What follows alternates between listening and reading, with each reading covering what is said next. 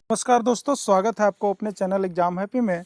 दोस्तों, आज हम यहां पर आपके लिए बाल विकास एवं शिक्षा शास्त्र के अंतर्गत टॉप 30 क्वेश्चन लेकर के आपके बीच उपस्थित है। फ्रेंड्स, तो यदि आप किसी भी राज्य की या केंद्र की शिक्षक पात्रता परीक्षा की तैयारी करते हैं तो आपको बाल विकास एवं शिक्षा शास्त्र के अंतर्गत 30 प्रश्न आते हैं। फ्रेंड्स, तो वैसे ही 30 प्रश्नों का इसमें समावेश होता है। तो आप एक चीज़ इस पर ध्यान देते होंगे फ्रेंड्स कि यदि आप कभी भी एग्जाम में जाते हैं तो बाल विकास एवं शिक्षा शास्त्र के प्रश्न ऐसे होते हैं जिसको आपको प्रैक्टिस करने की ज़रूरत होती है, न कि आपको रटने की आवश्यकता होती है, क्योंकि इसमें रट करके मार्क्स लाए ही नहीं जा सकते हैं। कि जिस तरह से आप मैथ्स में अच्छे नंबर ला सकते हैं, आप उसी तरह से पर्यावरण अध्ययन को भी कुछ हद तक ठीक कर सकते, लेकिन इसमें आपकी दिमागी शक्ति का विकास होता है और बाल विकास के समझने की शक्ति का आपका आकलन किया जाता है। फ्रेंड्स, तो यदि आप भी शिक्षक पात्रता परीक्षा से जुड़े हुए हैं, चाहे वो राज्य की शिक्षक पात्रता परीक्षा हो या केंद्र की शिक्षक पात्रता परीक्षा हो, तो आप इसके प्रैक्टिस सेट को अवश्य ही बनाएंगे, क्योंकि आप जितना ही प्रैक्टिस सेट बनाते हैं आपको उसी तरह की यहाँ पे बालकों के समझ सीखने की जो बाल विकास की जो प्रथा होती है उसको आप बहुत अच्छा तरह से सीख सकते हैं और बहुत ही सटीक विश्लेषण कर इसका आंसर दे सकते हैं। इसलिए आपको प्रैक्टिस सेट बनाने की आवश्यकता है। फ्रेंड्स, तो आइए चलिए देखते हैं कि इस प्रैक्टिस सेट में मैं आपके लिए क्या कुछ लेकर के आया हूँ। तो यदि आप इस चैनल में नए हैं फ्रेंड्स, तो एक बार आप चैनल को अवश्य सब्सक्राइब कर लेंगे, क्योंकि इसमें आपको मैथ्स हो गए, ईवीएस हो गए, सोशल स्टडी हो गए, सारे प्रश्नों का इसी तरह से प्रैक्टिस सेट के साथ साथ आपको प्रीवियस ईयर क्वेश्चन पेपर भी करवाया गया है, जिसमें आप जाकर के बहुत अच्छे ढंग से तैयारी कर सकते हैं। तो चलिए देखते हैं कि बाल विकास एवं शिक्षा शास्त्र के अंतर्गत किस तरह के प्रश्नों का समावेश है, क्या प्रश्न आया हुआ है, या चैप्टर वाइज है और प्रैक्टिस सेट 1 है। तो आइए प्रैक्टिस सेट 1 को आप यहाँ पे देखिए कि आप में कितना बाल विकास के अंतर्गत आप सही कर सकते हैं। तो आप हमारे साथ इसमें प्रैक्टिस सेट को बनाते चलेंगे, और आप जल्दी बनाते हैं तो आप हमारे कमेंट बॉक्स से कमेंट करते ही चलेंगे। तो आइए देखते हैं फर्स्ट क्वेश्चन क्या है। बाल विकास से तात्पर्य है, यहाँ पर पूछा जा रहा है फ्रेंड्स कि बाल विकास का मतलब क्या है। तो देखिए 4 ऑप्शन दिया है। केवल बालकों का विकास होता है, केवल बालिकाओं का विकास होता है, बालक एवं बालिकाओं दोनों का विकास होता है, बच्चों के माता पिता के लालन पालन में रुचि का विकास होता है। आपको यहाँ पे बतलाना है। तो चलिए फ्रेंड्स, यहाँ पे जो सही ऑप्शन है वह है सी, बालक एवं बालिकाओं दोनों का विकास। यानी बाल विकास से तात्पर्य क्या है फ्रेंड्स कि हमें एक यहाँ पे जेंडर लिंक को नहीं देखना है, यहाँ पे रूढ़िवादी परंपरा को नहीं देखना है। इसके अंतर्गत बालक एवं बालिकाओं के दोनों का विकास का अध्ययन किया जाता है, जिसमें उनके समग्र विकास को जोड़ा जाता है। चलिए नेक्स्ट प्रश्न देखते हैं। किस मनोवैज्ञानिक के अनुसार सभी बालक को जन्म के समय समान होते हैं? यह बात सही है फ्रेंड्स कि बालक जो होते हैं जन्म समान होते हैं, एक जैसे ही होते हैं, लेकिन वह समय, परिवेश और स्थान के अनुसार सबका अलग अलग हो जाते हैं, अलग अलग तरह के माहौल में ढल जाते हैं। तो यह कथन किसका है, यह आपसे पूछा जा रहा है। देखिए 4 ऑप्शन है, क्रो और क्रो का, वाटसन का, क्लर्क और विर्च का, मैकडूगल का। किसका है? तो चलिए इसका सही ऑप्शन है फ्रेंड्स वाटसन। यानी वाटसन के अनुसार जो है बालक जन्म के समय समान होते हैं।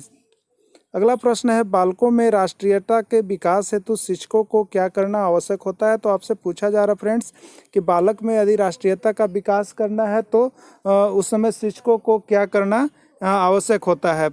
ए है, राष्ट्रीय वेशभूषा धारण करनी चाहिए, राष्ट्रीय कार्यक्रम में भाग लेना चाहिए, विद्यालयों में राष्ट्रीय कार्यक्रम का आयोजन करना चाहिए, या राष्ट्रीयता के विरोधी तत्वों का दमन करना चाहिए। तो आइए फ्रेंड्स, इसका जो सही ऑप्शन है वह है कि अगर बालकों में राष्ट्रीयता का विकास करना है तो वो आपको बालक में राष्ट्रीय विद्यालय में आपको राष्ट्रीय कार्यक्रम का आयोजित करना चाहिए और उसमें बालकों को बढ़ चढ़कर हिस्सा लेने के लिए कहा जाना चाहिए। चलिए नेक्स्ट क्वेश्चन देखते हैं क्या है। विकास इनका उत्पाद होता है। तो फ्रेंड्स, आप फर्स्ट चैप्टर पढ़ते हैं वृद्धि और विकास। तो विकास किनका उत्पाद होता है ये पूछा जा रहा है आपसे। अधिगम का है, परिपक्वता का है, अधिगम तथा परिपक्वता दोनों का है, या अभ्यास का है। तो देखिए फ्रेंड्स, इसका जो सही ऑप्शन है इसमें आपको बता दें कि अधिगम तथा परिपक्वता ऐसी चीज़ है जो दोनों से विकास जुड़े हुए रहते हैं, इसलिए विकास के लिए अधिगम और परिपक्वता दोनों का होना आवश्यक है। चलिए नेक्स्ट प्रश्न देखते हैं।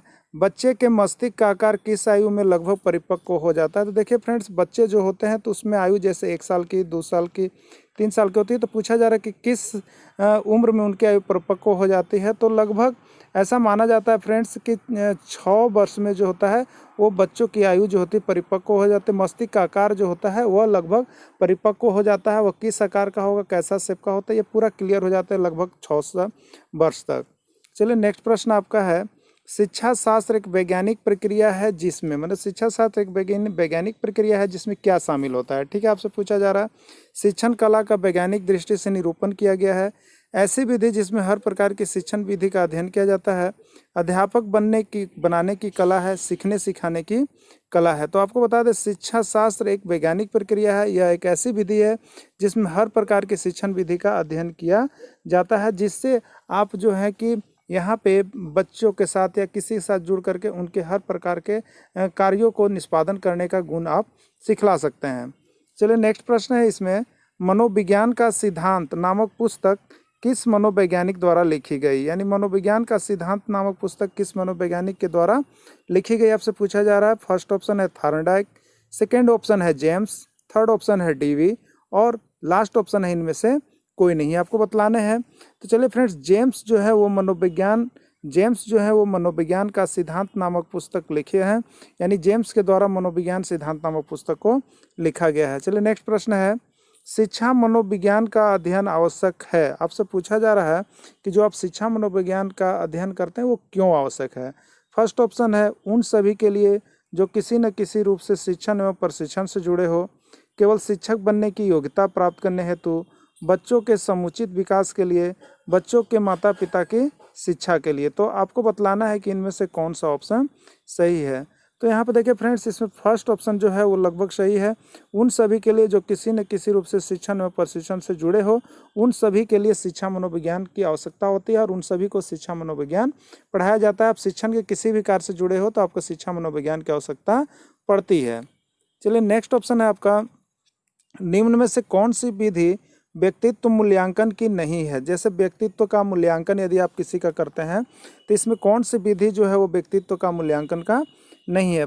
फर्स्ट है प्रश्नावली प्रशिक्षण, ड्रा ए मैन, सर्व परीक्षण और प्रक्षेपण परीक्षण। तो देखिए फ्रेंड्स, इसमें सर्व परीक्षण जो है वो आपका व्यक्तित्व मूल्यांकन का नहीं है, क्योंकि किसी भी व्यक्तित्व में सर्व गुण संपन्न नहीं होते। कुछ न कुछ गुण जो होते हैं कम बेसी पाए जाते हैं। तो सर्व परीक्षण इस सही प्रकार से परीक्षण नहीं किया जाता। कुछ परीक्षण के द्वारा ही आप व्यक्तित्व का मूल्यांकन कर सकते हैं, इसलिए सर्व परीक्षण जो है व्यक्तित्व मूल्यांकन की विधि नहीं है।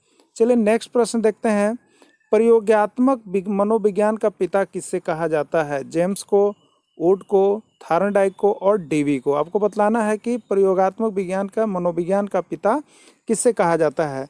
चलिए फ्रेंड्स, तो मैं आपको बता दूं, डीवी को प्रयोगात्मक मनोविज्ञान का पिता कहा जाता है। डीवी को प्रयोगात्मक मनोविज्ञान का पिता कहा जाता है। चलिए नेक्स्ट प्रश्न देख लेते हैं, बच्चे का सबसे पहला शिक्षक कौन होता है। आपसे पूछा जा रहा है कि बच्चे जो होते हैं उसके सबसे पहला शिक्षक कौन होता है। पिता, आया, नर्स, माता। तो आपको बता दो फ्रेंड्स, माता जो होती है बच्चे का सबसे पहला शिक्षक माने जाती है, क्योंकि माता के साथ ही बच्चों का रहना होता है। लगभग आप पढ़ाई 3 वर्ष तक तो आप देखते हैं कि वो माँ के साथ ही रहती है, पिताजी कहीं भी रहे न रहे, लेकिन माता के साथ ही वह रहता है। इसलिए प्रथम पाठशाला या प्रथम शिक्षक जो होते हैं वो माता ही होती है। माता में जैसा गुण होता है वह उसी के अनुसार बच्चों को सिखलाती है। इसका आंसर होगा डी। चलिए नेक्स्ट प्रश्न देख लेते हैं, बच्चों को चलना सीखने के लिए सबसे पहले कौन सी प्रक्रिया अपनानी पड़ती है। बच्चों को चलना सीखने के लिए सबसे पहले कौन सी प्रक्रिया अपनानी पड़ती है, आपसे पूछा जा रहा है। उसे घुटनों के बल दौड़ना सिखाना होगा,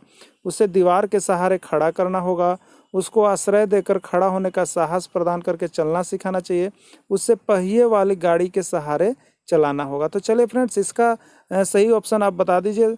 इसका सही ऑप्शन है सी, उसको आश्रय देकर खड़ा होने का साहस प्रदान करके चलना सिखलाना चाहिए, तब जा करके बच्चा जो होता है चलना सीखना पड़ता है। तो इस प्रकार की प्रक्रिया अपनानी पड़ती है। अगला प्रश्न है, मनोविज्ञान के अंतर्गत किस विचार को प्रथम बल की संज्ञा दी जाती है। तो मनोविज्ञान जो हम लोग पढ़ते हैं उसके अंतर्गत किस विचार को प्रथम बल की संज्ञा दी जाती है।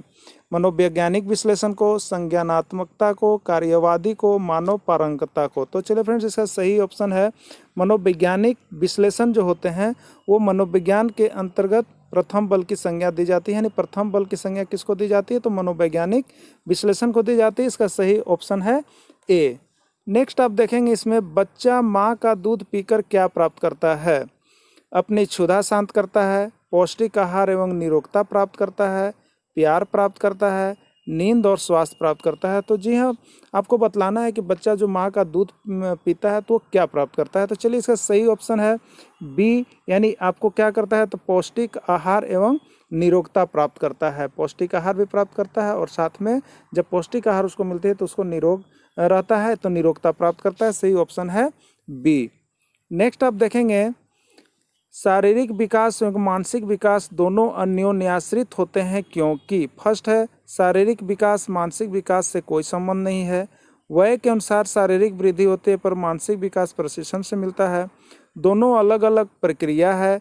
शारीरिक अभिवृद्धि के साथ बच्चों का मस्तिष्क भी बढ़ता है तो उसमें विकास की संभावनाएं बढ़ती है। आपसे पूछा जा रहा था। चलिए फ्रेंड्स, इसका सही ऑप्शन है डी, यानी शारीरिक अभिवृद्धि के साथ साथ बच्चों का मस्तिष्क भी बढ़ता है, अतः उसमें विकास की संभावनाएं बढ़ती जाती है। इसकी सही ऑप्शन जो है वो आपका डी है।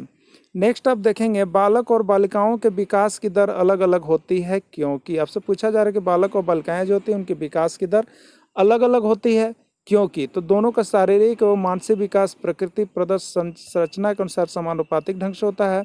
बालिकाएं तेजी से सीखती है, बालक तेजी से सीखते हैं। पारिवारिक प्रशिक्षण पर निर्भर करता है। तो यहाँ पे आपका इसका जो सही ऑप्शन है फ्रेंड्स वो है आपका ए, यानी दोनों शारीरिक एवं मानसिक विकास प्रकृति प्रदत्त संरचना के अनुसार समानुपातिक ढंग से होता है, यानी बालक एवं बालिकाओं को प्रकृति के अनुसार जो समय सारणी दी गई है उसी के अनुसार उनका विकास होता है, न कि हमारे और आपके अनुसार होता है। चलिए नेक्स्ट प्रश्न देखते हैं। नेक्स्ट प्रश्न है, मनोवैज्ञानिक प्रयोगशाला की स्थापना सर्वप्रथम की गई थी। आपसे पूछा गया था मनोवैज्ञानिक प्रयोगशाला की स्थापना सर्वप्रथम की गई थी, तो किसके द्वारा की गई थी आपसे पूछा जा रहा है। वुड के द्वारा, जेम्स के द्वारा, पाउलो के द्वारा और थॉर्नडाइक के द्वारा। यानी मनोवैज्ञानिक प्रयोगशाला की स्थापना वुड के द्वारा की गई थी। तो फ्रेंड्स इसका सही ऑप्शन है ए। नेक्स्ट आप देखेंगे, इसमें क्वेश्चन है, यदि बच्चों का मानसिक विकास उसके शरीर की तुलना में उम्र के अनुसार कम हो तो क्या करेंगे। यानी अगर यहाँ पर बोला जा रहा है फ्रेंड्स कि यदि बच्चों का मानसिक विकास जो होता है उसके शरीर की तुलना में उम्र के अनुसार कम हो तो आप क्या कर सकते हैं, ये आपको बतलाना है। थोड़ी कमी या अधिकता चिंताजनक नहीं होती है क्योंकि प्रकृति व्यक्ति भिन्नता स्वभावश करती है। बी है, प्राकृतिक संतुलन बनाकर दूसरी बातें अधिक मात्रा में देती है। सी है, बच्चों का पारिवारिक परिवेश बदलने का प्रयास करेंगे। डी है, बच्चों का मनोवैज्ञानिक परीक्षण कराकर शारीरिक एवं मानसिक विकास की विसंगति को दूर करने का प्रयास करेंगे। तो फ्रेंड्स आपको बोलना था कि क्या आप करेंगे, तो इसके अनुसार आपका सही ऑप्शन है डी, यानी बच्चों का मनोवैज्ञानिक परीक्षण आप करवाएंगे और उसके बाद उसके शारीरिक और मानसिक विकास की विसंगति को दूर करने का प्रयास करेंगे, यानी सही आंसर इसका होगा फ्रेंड्स डी। चलिए नेक्स्ट है, भारत में प्रथम मनोवैज्ञानिक प्रयोगशाला कहाँ स्थापित की गई थी। आपसे पूछा जा रहा है कि पहली बार मनोवैज्ञानिक प्रयोगशाला की स्थापना कहाँ की गई थी। मुंबई में, दिल्ली में, कलकत्ता में, मद्रास में। तो इसका सही ऑप्शन है फ्रेंड्स सी, यानी कलकत्ता में प्रथम मनोवैज्ञानिक प्रयोगशाला की स्थापना की गई थी। चलिए नेक्स्ट प्रश्न है, बच्चों की शारीरिक अभिवृद्धि एवं मानसिक विकास के कारण उनके अंदर होने वाले पूर्व परिवर्तन का क्या होता है। ठीक है, ए, पूर्व परिवर्तन लुप्त हो जाते हैं, उनका संज्ञान बना रहता है, जीवन में फिर से उनका आगमन नहीं होता है, यह ध्यान देने के लिए आवश्यक बात नहीं है। यानी बच्चों की शारीरिक अभिवृद्धि और मानसिक विकास के कारण उनके अंदर होने वाले पूर्व परिवर्तन को क्या होता है, क्या होता है, मैंने जो उसके पहले वाले जो परिवर्तन होते हैं उनका क्या हो जाता है फ्रेंड्स, यहाँ पर आपसे पूछा जा रहा है। तो ये आपको बता दें कि उनके जो पूर्व परिवर्तन हो जाते हैं, जो पहले परिवर्तन थे वो क्या होते हैं, तो वो प्रायः लुप्त हो जाते हैं। वो परिवर्तन क्या होता है फ्रेंड्स, प्रायः लुप्त हो जाते हैं। चलिए नेक्स्ट प्रश्न देख लेते हैं क्या है। अगला है, विकास प्रक्रिया के संदर्भ में मैकडूगल ने क्या कहा है। तो विकास प्रक्रिया के संबंध में ये मैकडूगल ने क्या कहा है, तो व्यक्तित्व का विश्लेषण प्रस्तुत किया है, मूल परिवर्तनात्मक व्यवहार को विश्लेषित किया है, शारीरिक विकास का विश्लेषण किया है, उपर्युक्त में से कोई नहीं। आपको बतलाना है कि क्या इसका आंसर होगा। तो यहाँ पे मैकडूगल के द्वारा कहा गया था कि मूल व्यवहार और प्रक्रियात्मक व्यवहार को विश्लेषित किया गया है, यानी मैकडूगल के द्वारा क्या किया है। तो इसका सही ऑप्शन है आपका फ्रेंड्स बी, मूल परिवर्तनात्मक व्यवहार को विश्लेषित किया गया है। नेक्स्ट आप देखेंगे, इसमें यदि कोई बच्चा अपनी वय के प्रतिकूल आचरण करते हुए विलक्षण प्रदर्शन करे तो यह किसका प्रभाव होगा। ठीक है, माता पिता के गुणसूत्रों का, बी है पारिवारिक परिवेश एवं लालन पालन का, सी अत्यधिक वृद्धि गुणांक के प्रभाव से विलक्षण बुद्धि प्रकृति प्रदत्त होती है, और डी है असामान्य बच्चा माना जाएगा। तो देखिए फ्रेंड्स, यहाँ पर जो मेन ऑप्शन आता है आपका सी है कि अब प्रतिकूल आचरण करते हुए विलक्षण प्रदर्शित कर रहा है, तो वह अत्यधिक वृद्धि गुणांक के प्रभाव से विलक्षण बुद्धि प्रकृति प्रदत्त कर रहा है। इसका ऑप्शन जो है आपका सी है। नेक्स्ट प्रश्न है, यदि कोई बच्चा अपनी वह प्रकृति, नेक्स्ट प्रश्न है आपका, यहाँ पे देख लेंगे ये। नेक्स्ट है आपका 23।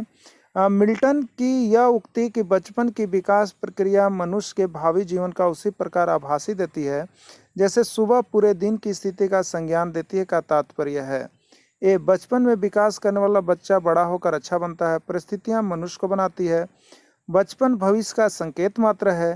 प्रारंभिक जीवन के गुण, परिस्थितियां एवं पर्यावरण भावी जीवन की गति निर्धारित करती है। 4 ऑप्शन आपको जिसमें बताना है कि बचपन के विकास की प्रक्रिया मनुष्य के भावी जीवन को उसी प्रकार देती है जैसे सुबह पूरे दिन की स्थिति का संज्ञान देती है। तो इसका क्या ऑप्शन होगा? तो देखिए, इसका प्रारंभिक जीवन के गुण, परिस्थिति और पर्यावरण भावी जीवन की गति निर्धारित करती है। तो इस तरह से भावी जीवन वह कैसा जिएगा, कैसा परिवेश में कैसा वह बन पाएगा, तो ये जो है उसके प्रारंभिक जीवन के गुण, परिस्थितियाँ एवं पर्यावरण जो होते हैं वे प्रभावी बनाते हैं।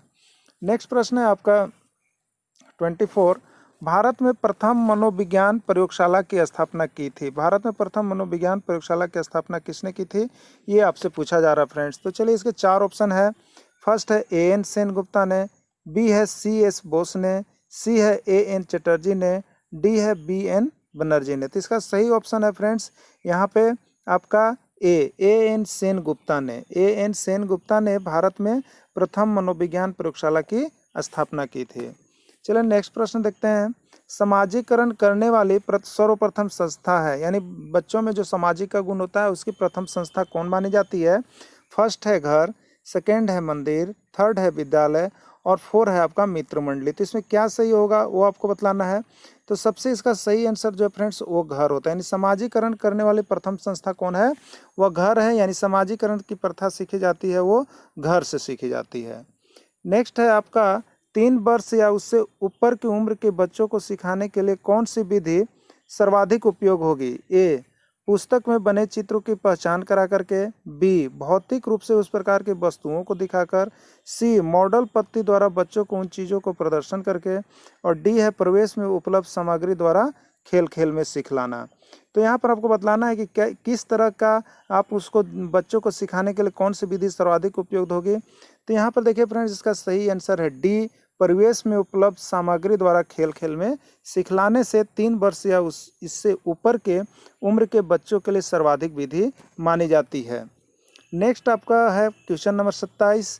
थॉर्नडाइक ने बुद्धि की प्रकृति के संदर्भ में कौन सा सिद्धांत प्रस्तुत किया? थॉर्नडाइक ने बुद्धि की प्रकृति के संदर्भ में कौन सा सिद्धांत प्रस्तुत किया है, आपको बतलाने हैं।